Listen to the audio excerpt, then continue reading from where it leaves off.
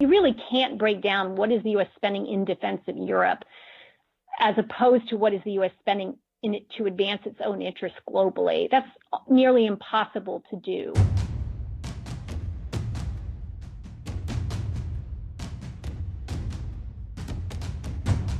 You're listening to War College, a weekly podcast that brings you the stories from behind the front lines. Here are your hosts, Matthew Galt and Jason Fields.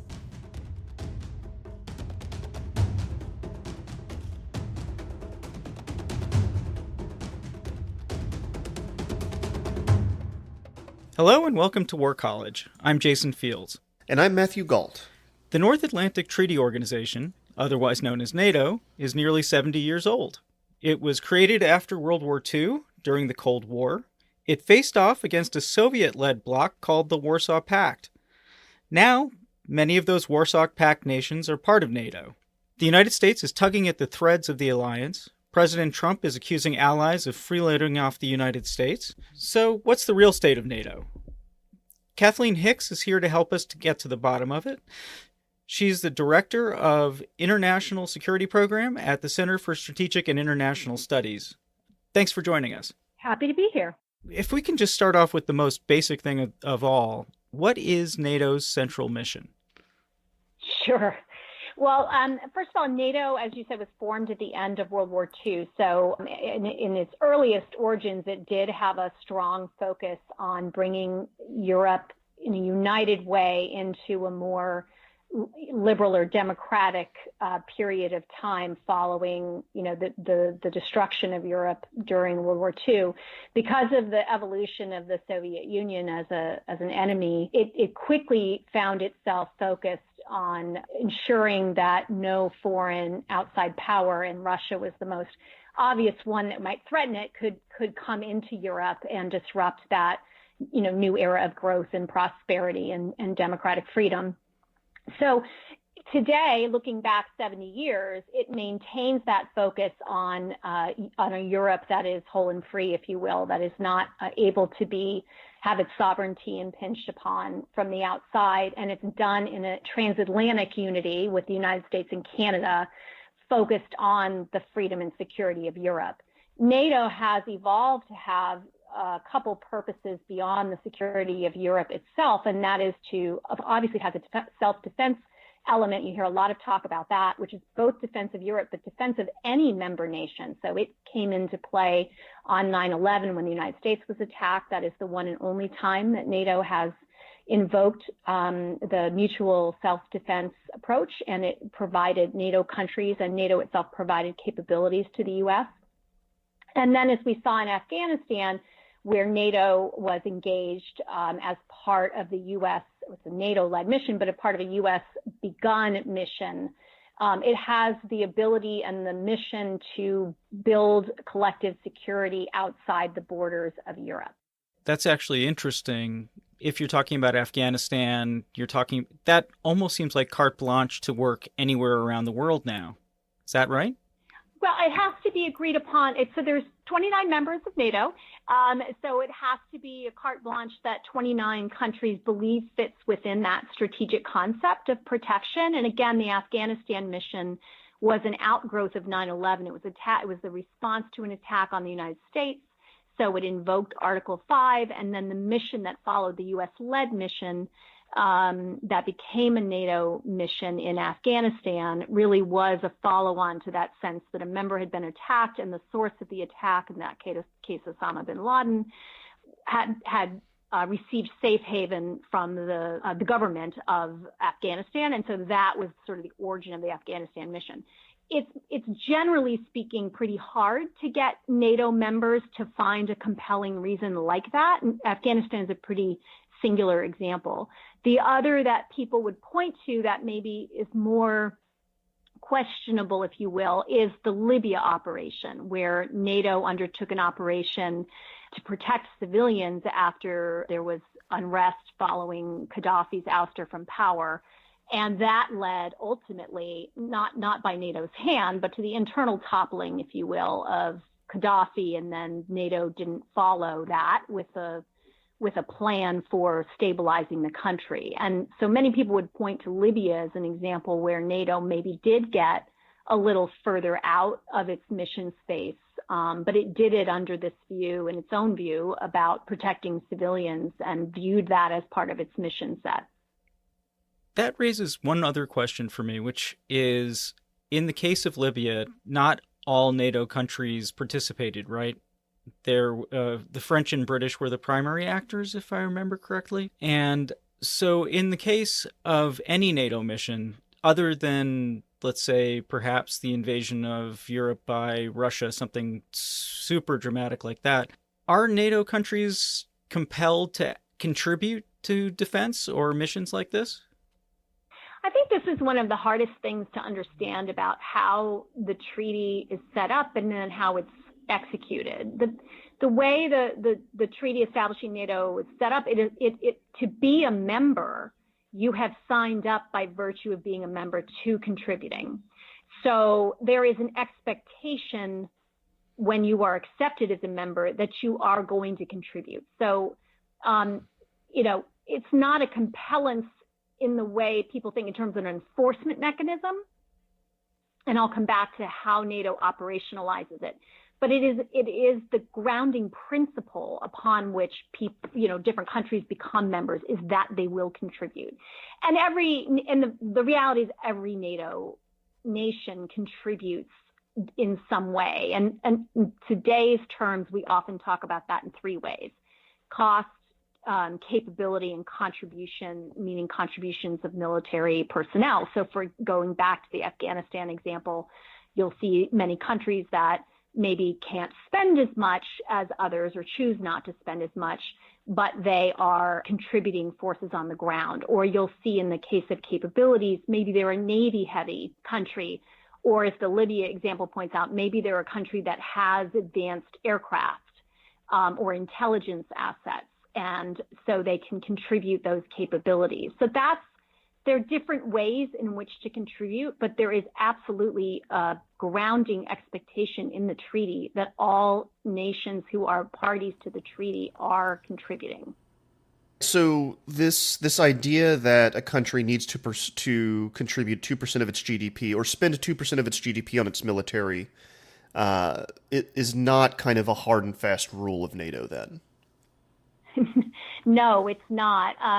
What happened to get to what people hear these days is this 2%, which is about spending 2% of your GDP on defense, is several years ago, and in particular in the context of coming out of Afghanistan, there was this question. It was about what was the purpose of NATO, right? We had, at that point, there was a general view that Russia wasn't much of a problem.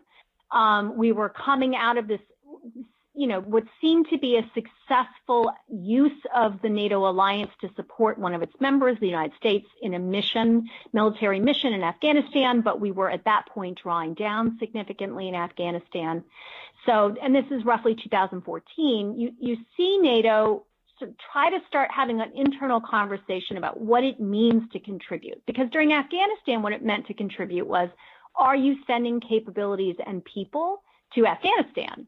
And are you, when others are sending capabilities and people to Afghanistan, maybe you're a country that's providing security inside Europe while others are away. So that had been the context.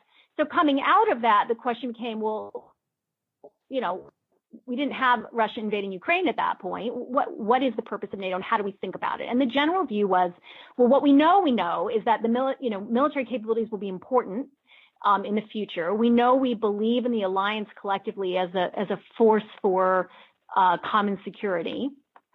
So how do we lay down a measure for what we all do? And they came up with internally this idea of 2% of GDP as a way to keep member states engaged on defense issues in their own domestic contexts and thinking ahead to how to transform, if you will, capabilities for future missions. And the way it was said in a pledge that came out of the Wales summit in 2014 is NATO states shall have as a goal to reach 2%, and I believe the year was 2022, of their GDP. And it was one of several different so-called investment pledges made by member states. And then enter the 2016 presidential election cycle in the United States, and it built upon frustrations from the Obama cycle, this Obama team, about burden sharing, and kind of took off as a singular focus of energy around this discussion of burden sharing. So what's going on right now with President Trump in the most recent NATO summit, which was very loud, is not actually new. It's not new. There had been, as I said, coming out of that Wales summit and in the ensuing years in the Obama, first of all, burden sharing has always been an issue. It was very prominent in the 1980s, coming from the Democrats actually in the United States after the end of the Cold War and the view of the desire for a peace dividend. There was a heavy emphasis on making sure Europeans were bearing their fair share, and it's never left us as an issue. The 2% itself became an issue during the Obama years because that's when NATO adopted it as a measure or as a goal. And so when Bob Gates left as Secretary of Defense, I believe that was 2012, he gave a pretty searing speech on the need for NATO countries other than the U.S. to pick up more of the share of burden. And then that theme was carried on even after he left inside the Obama administration. So it was when it came around to the 2016 election cycle, it was hitting pretty fertile soil inside the United States as a talking point. What became unusual in the 2016 cycle was it became the talking point, and it was no longer part of a overall conversation about the mutual benefit of security and then the need to have burden sharing. It just became about burden sharing. So what would happen if the U.S. decided to leave NATO? Does NATO exist without the United States? It doesn't. It's a U.S.-led effort. It's very much about transatlantic, crossing the Atlantic, the U.S. and Canada with Europe. Without the United States, you have what already exists, and except Canada, which is the EU. And the EU has a security element, but it has always been built in a way that is complementary to NATO and focused, for instance, on things like border security, intelligence, but not on military capabilities. And what you have seen in the last few years in particular is a growth in interest within Europe, if you will, as a hedge to the United States potentially either pulling out of NATO or not being interested in NATO, in using the EU mechanisms as a way to develop collective approaches. If you boil it down, does the U.S. actually foot the bill for the defense in Europe? Is that accurate to say, or is that an overstatement? It's definitely an overstatement. The United States does spend more on defense than any other country in the world, and in large part, that is because we have a global, both economic and security footprint that we're looking to advance. So that part's true. And it is true that part of that security investment that's, the largest in the world, you can think about as focused in part on mutual security interests with Europe, whether that be Europe itself or other parts of the world where we're looking to advance economic and security interests. That said, the second largest spender in the world on security is Europe. If you take these small states and add them up, they're spending more collectively than Russia. And so, it's cutting off our nose to spite our face, if you will, to try to alienate them when they, in fact, are making a significant collective investment. And together we are quite strong. So there's no way to really break down the U.S. spending. I know the president has used some figures, but you really can't break down what is the U.S. spending in defense of Europe as opposed to what is the U.S. spending in it to advance its own interests globally. That's nearly impossible to do. But what you can say is that the Europeans are themselves investing quite a bit as well. And if we work together on our interests, whether those are in Europe or elsewhere, we have a lot more sway than if we're divided. What do you see as Germany's role?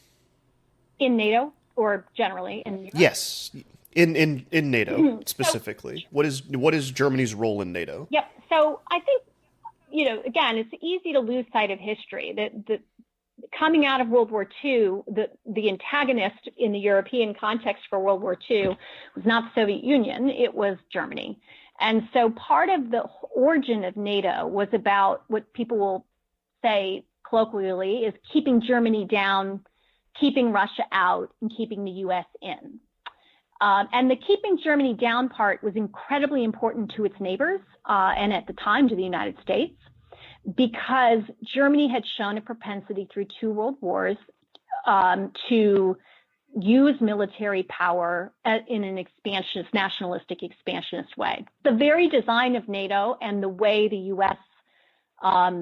Led approach to West Germany, developed it as an economy and as a nation, really put a very small investment footprint into its military for these reasons. And the obvious parallel to that is the same thing we did with Japan. So both Germany and Japan grew through the Cold War in their economic side, in their embrace of democracy, moving away from nationalistic approaches, but we essentially kept down, in both cases, their military power.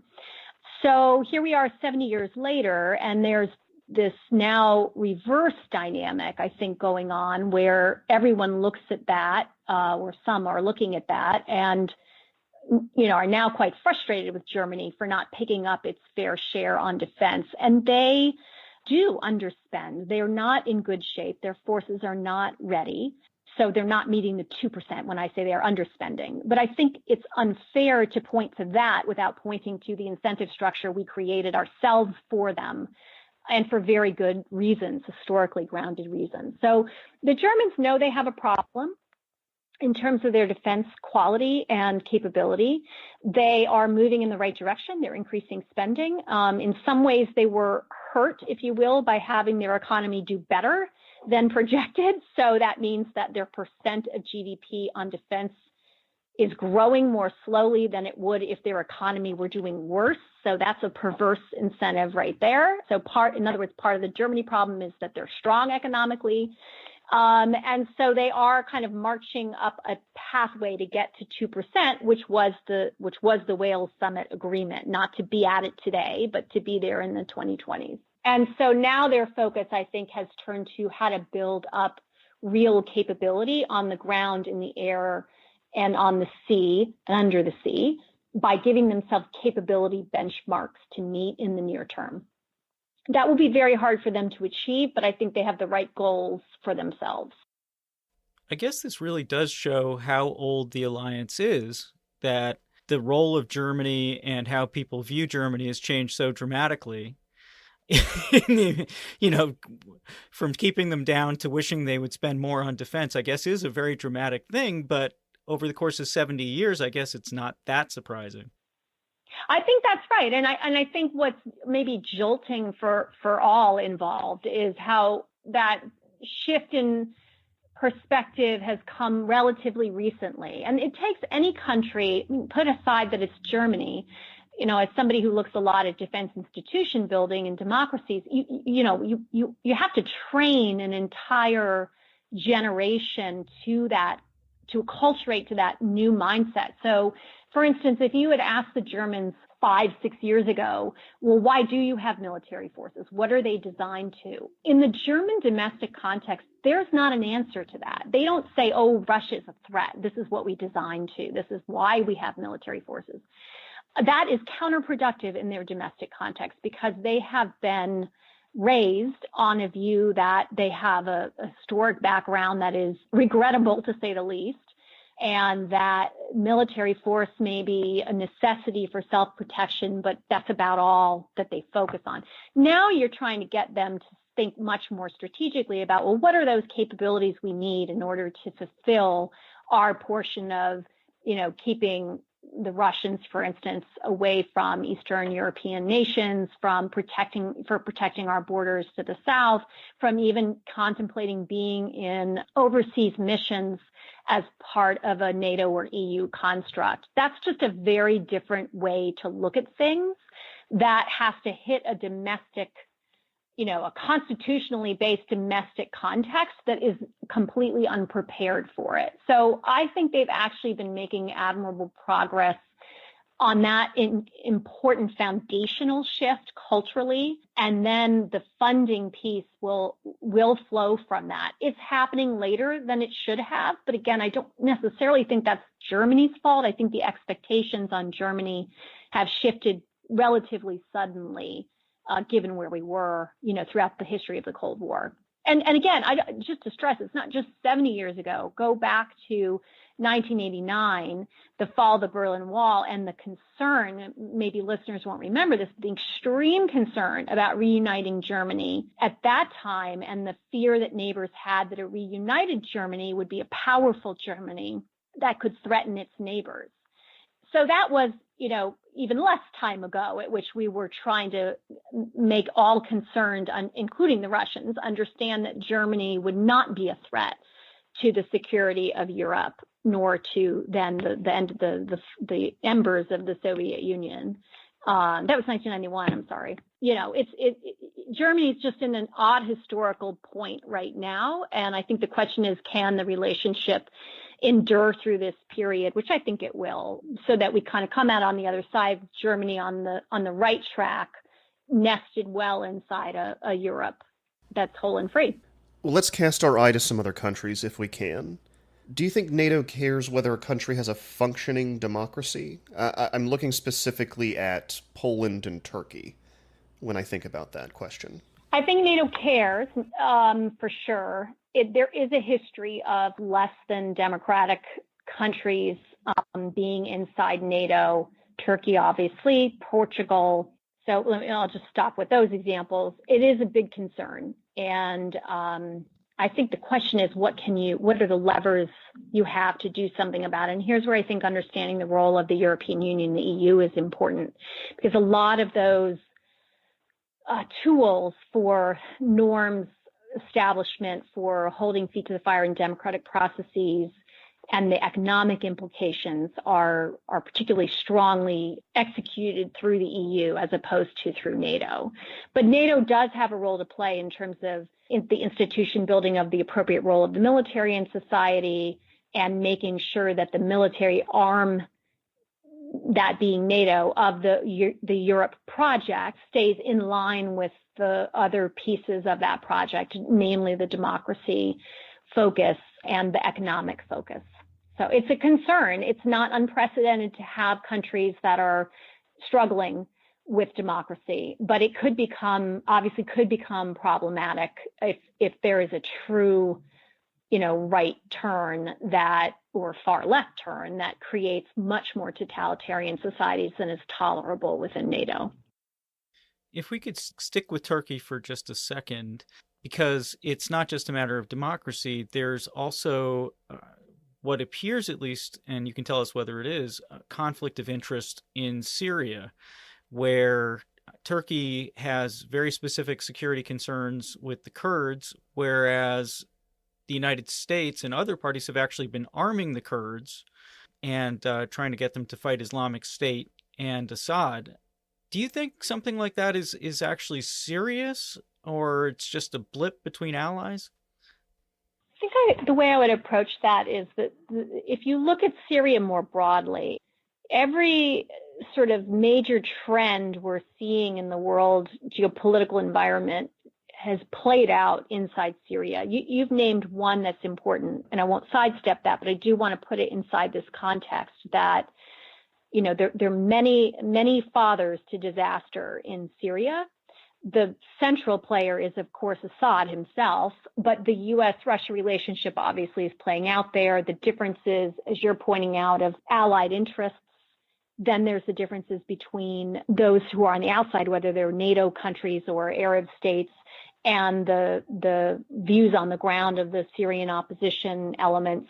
There are just many, many things going on there. One aspect of that is that there is a difference of viewpoint on how to view the Kurdish group and their roles inside Syria, but also in a rush to add inside Iraq, because there are Kurdish national groups in Iraq and inside Syria, and then there is a separate group inside Turkey that is of concern to the Turks. And there is some difference of viewpoint in how the Turks, one in the West might say, conflate these groups. The Turks might say how the United States and others, might be ignoring the ties between these groups who are separatists from the Turks' point of view.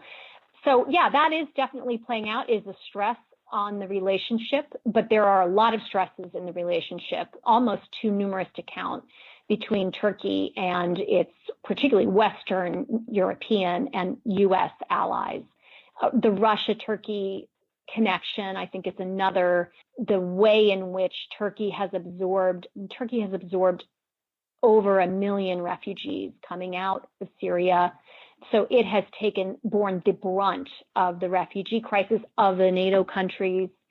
So that's created its own blowback. But there's no doubt that the divide of viewpoint over the future of the Kurds, or how to deal with the Kurds as an actor inside Syria, is one of those elements that it creates strain in the relationship.